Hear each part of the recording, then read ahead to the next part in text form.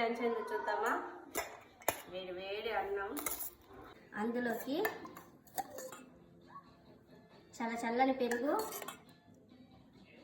అలాగే కొంచెం ఉప్పు వేసుకొని నీళ్ళు పోసుకొని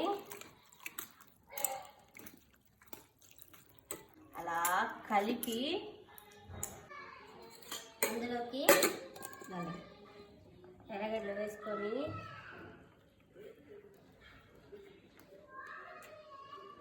తింటే ఉంటుంది చూడండి, సూపర్. ఇంకా కారాసు మాడిపోయింది.